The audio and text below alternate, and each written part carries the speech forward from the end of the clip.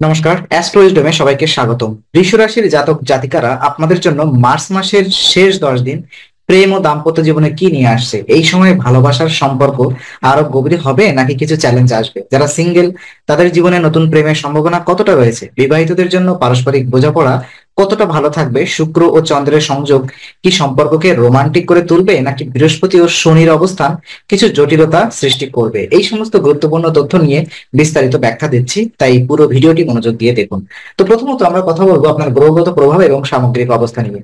বৃষ রাশির শাসক গ্রহ শুক্র, যা প্রেম ও রোমান্সের কারক। মার্চের শেষ 10 দিনে শুক্রের শক্তিশালী অবস্থান প্রেম ও দাম্পত্য জীবনে ইতিবাচক প্রভাব ফেলবে। চন্দ্রের প্রভাব আবেগ প্রবণতা বাড়িয়ে তুলতে পারে, যা সম্পর্ককে আরো সংবেদনশীল করে তুলবে।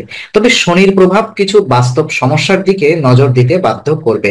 বৃহস্পতি ভালোবাসা ও বোঝাপড়াকে দৃঢ় করবে, কিন্তু রাহুর অবস্থান সম্পর্কের মধ্যে সন্দেহ ও বিভ্রান্তি সৃষ্টি করতে পারে। তাই এই সময় পারস্পরিক আস্থা রাখা খুবই জরুরি। দেখে নিব আপনার প্রেম জীবনের পূর্বাভাস, বিশেষ করে সিঙ্গেল ও প্রেমিকদের জন্য আলাদা আলাদা ভাবে। যারা সিঙ্গেল তাদের জন্য এই 10 দিন নতুন প্রেমের ইঙ্গিত বহন করছে। বিশেষত 7 থেকে 10 চৈত্রের মধ্যে নতুন কোনো সম্পর্ক শুরু হলে তা বেশ গভীর হতে পারে, তবে ধীর স্থির ভাবে এগোনো উচিত। যারা সম্পর্কে আছেন তারা আবেগের বশে কোনো ভুল সিদ্ধান্ত নিতে পারেন, তাই সম্পর্কের ভারসাম্য বজায় রাখা জরুরি। 11 থেকে 13 চৈত্রের মধ্যে কিছু ভুল বোঝাবুঝি হতে পারে, তবে খোলামেলা আলোচনার মাধ্যমে তা সহজেই সমাধান করা সম্ভব। কথা বলবো আপনার বিবাহিত জীবনের কিছু পূর্বাভাস নিয়ে। দাম্পত্য জীবনে এই সময় মিশ্র ফলাফল বয়ে আনতে পারে। শুক্রের প্রভাবে রোমান্স বৃদ্ধি পেলেও শনির অবস্থানের কারণে দাম্পত্য জীবনে কিছু দায়িত্বের চাপ বাড়তে পারে।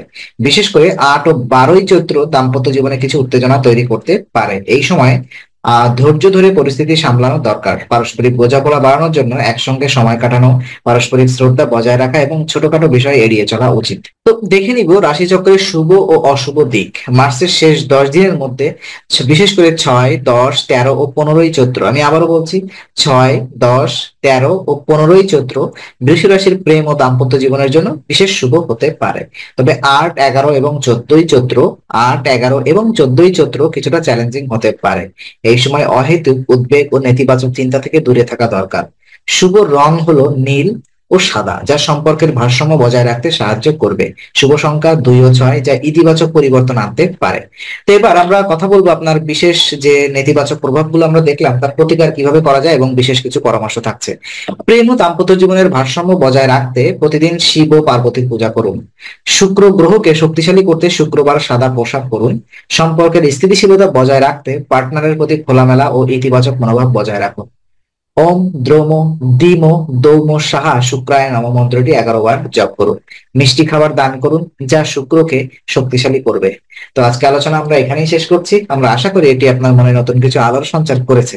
যদি ভিডিওটি ভালো লেগে থাকে তবে লাইক দিতে ভুলবেন না। আপনার মতামত জানাতে অবশ্যই কমেন্ট করুন এবং প্রিয়জনদের সঙ্গে শেয়ার করে তাদের জীবনেও আলোর বার্তা পৌঁছে দিন। আর অবশ্যই আমাদের চ্যানেলটি সাবস্ক্রাইব করুন, কারণ এখানে আমরা প্রতি মুহূর্তে নতুন আলো ও জ্ঞানের কথা নিয়ে আসি। আবার দেখা হবে, ততক্ষণ ভালো থাকুন, শান্তিতে থাকুন। নমস্কার।